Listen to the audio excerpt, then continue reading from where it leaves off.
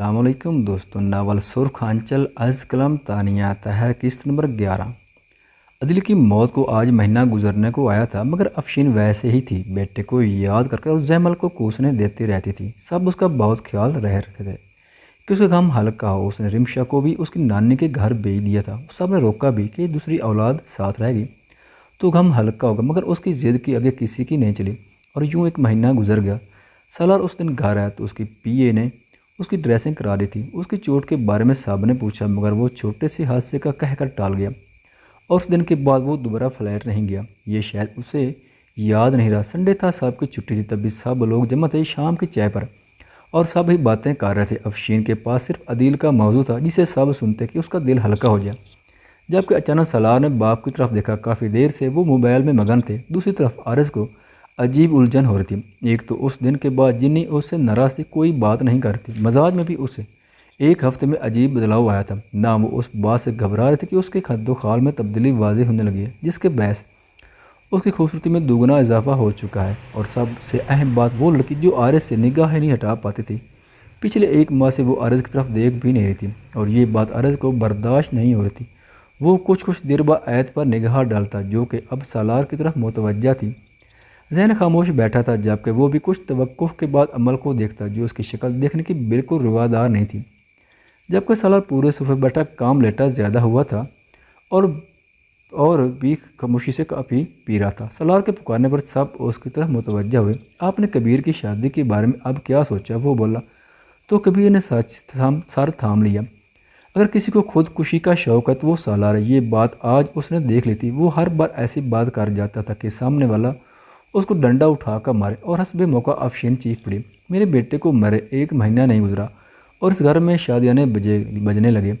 افشین تل ملائی۔ مرتضیٰ نے سالار کو گھورا، مہینہ تو خیر گزر چکا ہے چچی، اور کتنا سوگ منانے کا ارادہ ہے آپ کا؟ اور سب نے گہرا سانس بھرا۔ اب لاصل بحث شروع ہو چکی تھی۔ سالار ہم اس بارے میں بہت بعد میں بات کریں گے۔ مدیحہ خود ہی بول اٹھی، کیوں بھائی؟ میں آپ لوگوں کو بتا رہی ہوں، وہ لڑکی جس کا رشتہ آپ پہ گئی تھی، وہ تو یہ بات جانتی بھی نہیں کہ کیا ہوا ہے۔ وہ کیا آپ کے بیٹے کا ساری زندگی انتظار کرتی رہے گی؟ اور خیر سے آپ کا بیٹا بھی بڑا عقل مند ہے۔ دوسری بات نیچی آواز میں بولا، جبکہ اس کی بات پر کبیر ایسے چمکا جیسے اب ہوش میں آیا ہو۔ اسے تو اس بات کا احساس ہی نہیں تھا کہ وہ تو جا نہیں رہی۔ عدیل کی ڈیتھ کے بارے میں کیا سوچ رہی ہوگی وہ، اس کے بارے میں اس نے بے چینی سے کپ ٹیبل پر رکھ دیا۔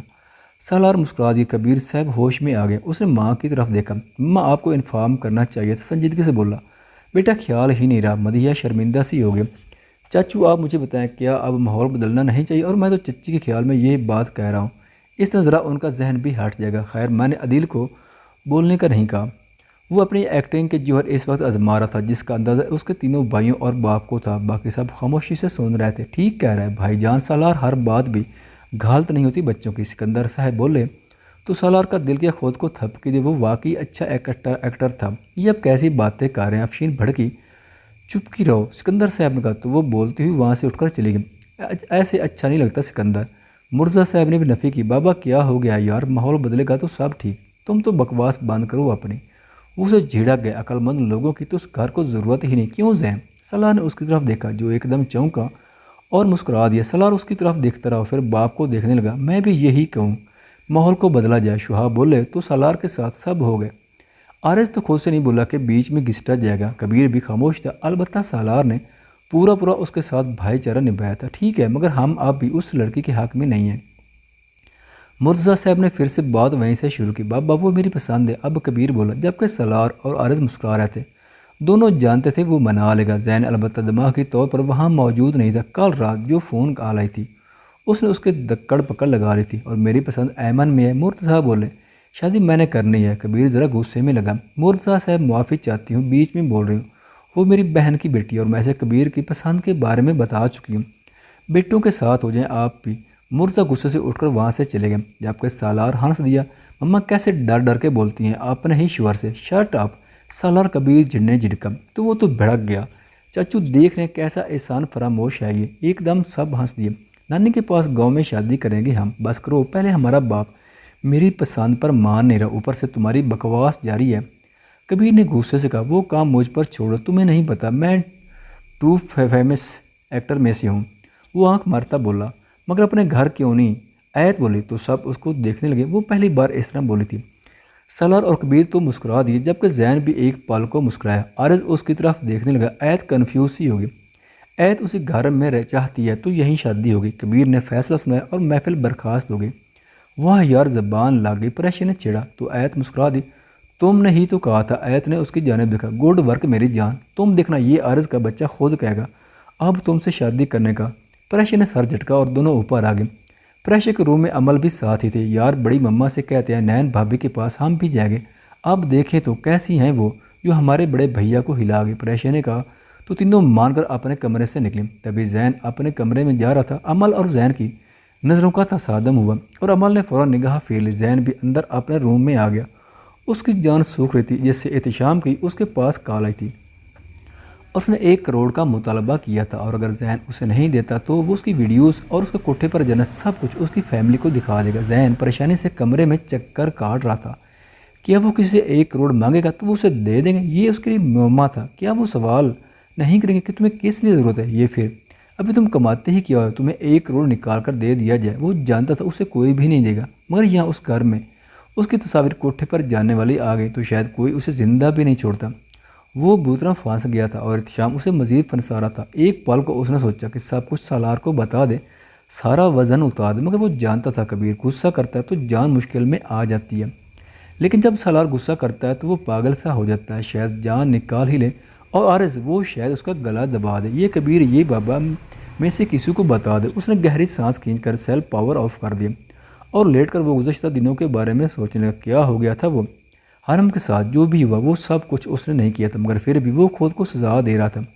نہ ہی اس نے اسے مارا تھا اور نہ ہی اس کے ساتھ زیادتی کی تھی۔ ہاں وہ شامل ضرور تھا، ہاں دوست بھی اسی کا تھا۔ یہ احتشام سارے دوستوں سے ملنا اس نے چھوڑ دیا تھا۔ یہ سب کچھ محسوس کر رہے تھے۔ اگر گھر میں حادثہ نہ ہوتا تو اب تک کوئی بھی اسے پکڑ چکا ہوتا۔ موبائل میں سے سیم نکال کر اس نے خود کو نارمل کیا۔ وہ جب تک اس گناہ کی سزا خود کو دیتا رہے گا جو اس نے کیا نہیں۔ اور اچانک عمل کی آنکھوں کی نفرت سامنے آ گئی۔ اس نے سختی سے مٹھیاں بیچ لیں۔ وہ ایک پل کے لیے بھی احتشام سے بلیک میل نہیں ہونا چاہتا تھا۔ تبھی اس نے ہر معاملے کو پس سے پش ڈال کر خود کو اپنی زندگی میں واپس لوٹ جانے پر اکسایا۔ جب تک وہ خود ٹھیک نہیں ہوگا کچھ ٹھیک نہیں ہوگا، یہ سوچ کر اسے اچھا احساس ہو رہا تھا۔ مسکرا کر وہ سیم ہی توڑ دی جس پر احتشام کال کرتا اور اٹھ کر شاور لینے چلا گیا۔ آج اس کا دوستوں میں جانے کا ارادہ بن گیا تھا۔ ایت، پریشی اور عمل کو دیکھ کر مدیحہ مسکرا رہی تھی۔ مرتضیٰ ناراض تھے مگر انہیں یقین تھا جلد ساری ناراضگی ختم ہو جائے گی۔ بڑی مما ہمیں نین بھابھی سے ملنا ہے لازمی، اور بس شادی کی ڈیٹ لیں گے۔ پریشی بولی تو عمل اور ایت نے حمایت کی۔ اچھا بھائی ٹھیک ہے، مجھے تو بہت شرمندگی ہے، وہ لوگ ہمیں کیسا سمجھ رہے ہوں گے؟ مدیحہ نے کہا۔ تبھی تنزیلہ بھی اندر ہے۔ پریشان نہ ہوں بھابھی، نکاح کی تاریخ کے بس افشین خفا ہے، مگر مجھے اس کی فکر ہے، وہ بولی تو صوفیہ نے اس کے شانے پر ہاتھ رکھا۔ ہو جائے گی ٹھیک، سالار درست کہہ رہا ہے، ماحول بدلے گا تو سب ٹھیک ہو جائے گا۔ وہ مسکرا دی۔ کیوں نہ ابھی چلیں؟ عمل نے کہا۔ تو ایت اور پریشی تو پکی ہوگی، ابھی چلتے ہیں تایم نیک کام میں دیر کیسی؟ ایت بولی تو مدیحہ نے اس کا ماتھا چوم لیا۔ میری بہو ہنستی کھلکھلاتی اچھی لگ رہی ہے، مگر بھابھی ایک الگ ہی نور سے آ رہا ہے ایت پر، آپ نے محسوس کیا؟ تنزیلہ بولی، جبکہ صوفیہ بھی مسکرائی۔ موٹی موٹی سی لگ رہی ہے۔ ایت کے رنگ فاقسی ہو گئے، جبکہ پریشی نے اس کا ہاتھ تھام لیا۔ مدیحہ نے ان دونوں کو دیکھا۔ اچھی بات ہے نا، اور بھی پیاری ہو گئی۔ ادھر ادھر دیکھتے وہ بات ٹال گئی۔ یار باتوں میں وقت ضائع مت کرو، ہم چلتے ہیں نا آج ہی۔ عمل جنجلا کر بولے تو سب ہنس دی۔ کچھ نہیں ہوا، ریلیکس۔ پریشی نے کہا تو ایت نے ساری لایا۔ چلو جاؤ سب تیار ہو جاؤ۔ مدیحہ نے کہا تو دونوں بھی۔ صوفیہ اور تنزیلہ سے بھی بول کر وہ اپنے کپڑے نکالنے لگے۔ ایت تم نہیں آ رہی؟ پریشی بولی میں آتی ہوں، تم چلو، ایت نے کہا، اور وہ اکیلی مدیحہ کے پاس روک گئی۔ وہ اپنا دروازہ بند کرنے لگے۔ عارض نے دھاڑ سے دروازہ کھولا اور دروازہ ایت کے سر میں بجا۔ وہ سر تھام کر پیچھے ہوئی۔ بدتمیز تو تم پیدائشی ہو۔ مدیحہ نے غصے سے عارض کو دیکھا تو ان محترمہ کی آنکھوں کی جگہ بٹن ہے۔ وہ اندر آ کر صوفے پر بیٹھ کیوں آئے ہو؟ مدیحہ نے سوال کیا۔ دوسری طرف ایت اس کے آنے پر وہاں سے نکل گئی۔ عارض کو شدید سبکی کا احساس ہوا۔ مدیحہ نے بھی نوٹ کی، مگر اسے اچھا لگا۔ چلو کچھ تو اسے منہ کی مار دی۔ اپنی محبت کے ہاتھوں بلا وجہ ذلیل ہو رہی تھی۔ عارض نے بند دروازے کو دیکھا۔ بابا نے کہا ہے ان کی میڈیسن دے دیں۔ عارض سنجیدگی سے بولا، ارے دیکھو میں بھول گئی۔ مدیحہ نے افسوس سے دوائیاں نکال کر اس کو پکڑا دی۔ عارض باہر نکل گیا اور مدیحہ اپنا کام کرنے لگی۔ ایک قدم اس نے نیچے کی جانب لیا اور دوسرے قدم نے اسے روک دیا۔ ادھر ادھر دیکھ کر وہ اندر لگی بھڑک دباتا ایت کے کمرے کی جانب آیا۔ وہاں اس وقت کوئی نہیں تھا اور اس نے دروازہ کھولا اور اندر آ گیا۔ आयत ड्रेस चेंज कर चुकी थी, बाल खुले थे जबकि दुपट्टा एक तरफ बेड पर पड़ा था। खूबसूरत चेहरे पर उसकी दी चोट का निशान था और वो झुकी लिपस्टिक लगाने की कोशिश में थी। अरिज का अक्स आईने में देखकर एकदम घबराए मगर खोज से किए तुम्हारा महद याद आ गया। उसने लिपस्टिक वापस रखी। ब्राउन लिपस्टिक ने उसके चेहरे को चार चांद लगा दिए थे। अरिज को लगा वो यहाँ घालता है। उसे एकदम एहसास हुआ जज्बात की तोड़फोड़ अलग होने लगी थी। ऐत ने आगे बढ़कर दुपट्टा उठाना चाहा कि अरिज ने उसका वही हाथ थाम पर उसे झटके से सीधा किया, दवाइयाँ बेड पर फेंकी और उसकी कमर में बाजू डालकर उसको नज़दीक तर कर लिया कि अरिज के भारी सांस उसके चेहरे पर पड़कर चेहरा तपा गए थे। हाथ छोड़े मेरा, वो लहजे की अटक मंडाती नागवारी से बोले। ये तैयारी किस लिए है जब मुझसे हाथ छुड़ा रही हो? वो गंभीर लहजे में गुलता हुआ बोला। आपके लिए नहीं है, ऐत ने गुस्से से कहा और उसकी सख्त गिरफ्त से खींचकर हाथ आज़ाद किया और उससे दूरी। आर्य ने चौंक कर उसको देखा जबकि ऐत ने दुपट्टा उठाकर गले में डाल लिया। आर्य तब तक संभल सा गया। दवाइयाँ झुक कर उठाई। ऐत ने गर्दन के साथ दुपट्टा चिपकाया, बालों को यूं ही खुला छोड़ दिया। हालांकि उसकी जिस्मत में वाज़ेह तब्दीली आ गई थी। कहाँ जा रही हो? वो बेड के पास खड़ा सवाल कर रहा था। बड़े भैया की नैन से मिलने, उसने संजीदगी से जवाब दिया और लिपस्टिक को और भी डार्क कर लिया, गोया वो चलती फिरती आफासी लग रही थी। तो ये कौन सा तरीका है कहीं जानने का? आरिज नागवारी से बोला। क्यों, क्या प्रॉब्लम है? ऐत ने हैरानगी से सवाल किया। ड्रामे काम करो, हालत देखिए तुमने अपनी। आरिज ने भड़का। सीरियसली आपको मेरी हालत नज़र आ रही है? ऐत ने भी उसकी आंखों में आंखें डालकर सवाल किया। ऐत जी आरिज, वो फ़ौरन बोल उठी। दुपट्टे को तमीज़ से लो और बालों को बांधो। आरिज जब्त से बोला। आरिज आप मेरे बारे में इतना ना सोचें, उसने कहा और हाथों में रिंग्स डालने लगे। आज उसकी अदाएँ अलग ही थीं। आरिज आगे बढ़ा और उसका हाथ पकड़कर रुख अपनी तरफ रो मुड़ा। जानबूझकर ये हरकतें कर रही हो कि मैं तुम्हारी तरफ मुतवज्जा हूँ? आंखें निकालता वो घुराया। आप मेरे अब कुछ नहीं लगते, मैं आपकी तवज्जो की भीख अब कभी नहीं मांगूंगी। उसने अपना हाथ छुड़ा लिया। आरिज हैरान था उसकी आंखों की बेगांगी देखकर। ऐत ने हाथों में चूड़ियाँ डाली। आरिज से ये सब बर्दाश्त नहीं हो रहा था। वहाँ कौन सा तुम्हारा यार बैठा जो यूं बन संवर रही? वो भड़का। आपकी तरह मुझे यार बनाने की बीमारी नहीं, फिक्र ना करें, ये सब मैं अपने लिए कर रही हूँ। अगर कोई मुझे देखता भी है तो क्या फ़र्क पड़ता है? ऐत ने लापरवाही से शाने उचकाया और उसके पास से हटकर सैंडल्स पहनने लगी, वो भी हील वाले। ये क्यों पहन रही हो? आरिज चीड़ ही किया। आपके साथ मसला क्या है? ऐत नॉर्मल थी। आरिज खुद आगे बढ़ा और उसके पाँव से हील वाले सैंडल खींचकर दूर उछाल दिए। ये बच्चा मेरा है, इसको कुछ हुआ तो उसकी जिम्मेदार तुम होगी। वो आंखें निकलता गुस्से से घुराया। ऐत तंजिया हंस दी, कबूल करने के लिए तैयार नहीं और बच्चा आपका है। ऐत ने नफ़ी में सर हिलाया और उठ गई। इससे पहले वो बाहर जाती आरिज ने उसको एकदम पकड़ा और उसकी पुश्त दरवाजे से लगा दी। चंद लम्हे वो उसे यूं ही देखता रहा। ऐत का दिल बुरी तरह धड़क उठा, यहाँ तक कि वह सी आवाज़ आर्य के कानों में पड़ी। ऐत ने निगाह चुरा ली जबकि आर्य झुका और उसके लिपस्टिक को जानबूझकर बर्बाद करने लगा। ऐत एकदम चौंकी उसके लमस पर जो 400 फैल गया था। उसने आरज को दूर करना चाहा मगर आरज ने उसकी कलाई को दरवाजे के साथ चिपका दिया जबकि अपने काम में वो बेहद मगन था। इतना कि ऐत की सांस फूलने लगी मगर आरज तो बदले पर उतर आया था। ऐत फड़फड़ा से गई। आरज ने खुद को उससे अलग किया और उसकी आंखों में देखने लगा मगर उसकी कलाई नहीं छोड़ी। दोनों की सांसें टकरा रही थी मगर ज़रा भी आरज के अंदाज में फ़र्क नहीं आया। उसने ऐत को देखा। Darling you deserve more but I have no more time. उसके गाल पर प्यार करके वो बोला। ऐत ने उसकी गिरफ्त ढीली होती उससे खुद को छुड़ाया। आप बेहद घटिया हैं, अपनी मोहब्बत को घटिया कह रही हो, अजीब लड़की हो। आरज ने लबों पर हाथ फेरा और हाथ चढ़ता उसे तसल्ली से देखने लगा। उसकी लिपस्टिक फैल गई थी, गालों पर थोड़ी पर बस होंठ पर मौजूद नहीं थी। ऐत की आंखों में आंसू आए। मुझे भी जिद है, उसने दिल में सोचा और वाशरूम में चली गई। आरज ने सर झटका और उसके जाते ही खुद भी वहाँ से चला गया। ऐत कमरे में आई और फिर से वैसे ही तैयार हुई और जब वो नीचे आई तो आरज भी उन सब के साथ मौजूद था क्योंकि मदिया ने कहा था कि वो भी साथ चले और ऐत को देखकर उसका खून खोल गया जबकि बाकी सब ने उसकी तारीफ़ों में ज़मीन आसमान एक कर दिया था। आरज बाहर निकल गया और गाड़ी में बैठ गया। बाकी सब भी आ गए। आगे बैठो ऐत। ऐत प्रेशिया और अमल के साथ बैठने लगी तो मदीहा ने कहा नहीं तयमी। वो घबरा कर बोली आ जाओ बच्चे। मदीहा ने फोर्स किया और आरज ने ज़ोर से हारा न बजाया। मम्मा मेरे पास वक्त नहीं है। वो धाड़ा तो सब हैरान रह गए सिवाय ऐत के। और कौन जानता था? ऐत खामोशी से आगे बैठ के बाकी सब पीछे जबकि दूसरी गाड़ी में तंजीला और सूफी मिठाइयों के टुकड़ों के साथ थे। सारे रास्ते वो तेज़ ड्राइव करके वहाँ तक पहुँचा तो सब एक्साइटेड से थे। दरवाज़ा बजाया सब उतर गए थे। ऐत गाड़ी से उतरने लगी तो कि आरज ने हाथ जकड़ लिया। तुम्हें ये सब बहुत महंगा पड़ेगा। वो घुर्राया। बहुत महंगा जो होता है उसे वजूद में छुपाए फेर रही हूँ और क्या कर लेंगे आप? वो अजियत से बोले जो तुम चाहती हो वो तो कभी भी नहीं करूँगा। वो इसका हाथ झटक कर बोला। ऐत ने तकलीफ से उसे देखा और गाड़ी से उतर गए।